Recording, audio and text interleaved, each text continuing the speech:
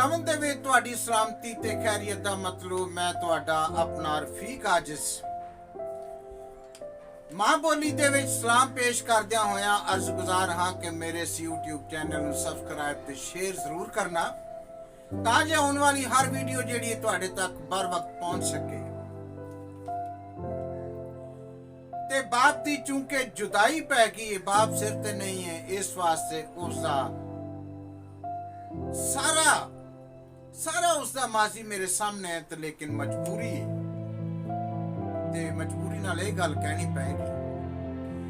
झूले कित्थों लभणगे,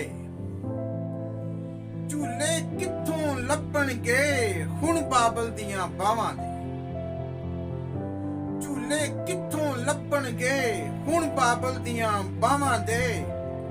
खौरे कित्थे टुर गए ने, खौरे कित्थे टुर गए ने रुख ओ ठंडियां छावां दे। बाबुल नाल पैवस सी इत्थे, बाबुल नाल पैवस सी इत्थे सारे जोर भरावां दे। ते परत के वक्त रफीक नहीं आउणे घर दे वल वफावां दे। परत के वक्त रफीक नहीं आने घर दे वल वफावां दे। महसूस होया कि शफकत वाला साया बाबुल, शफकत वाला साया बाबुल, लासानी सरमाया बाबुल, शफकत वाला साया बाबुल।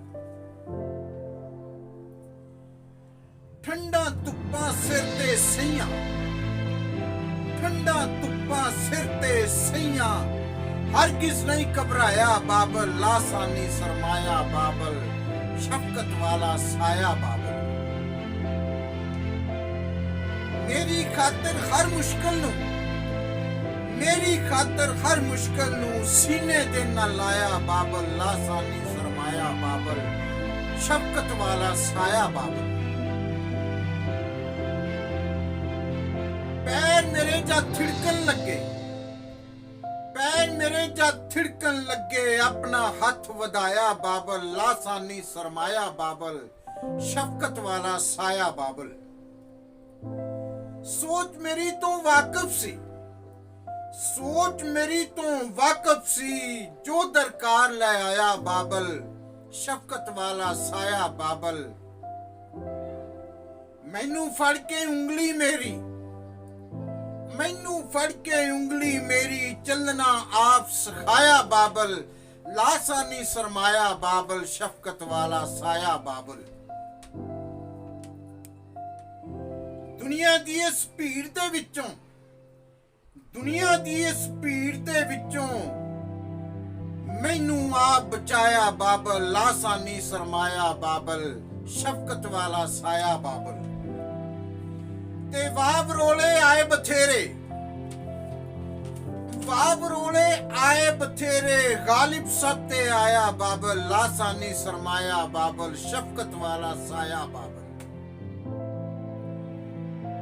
सोच अनोखी तौर तरीका, सोच अनोखी तौर तरीका मेरे नामे लाया बाबल, लासानी सरमाया बाबल, शफकत वाला साया बाबल।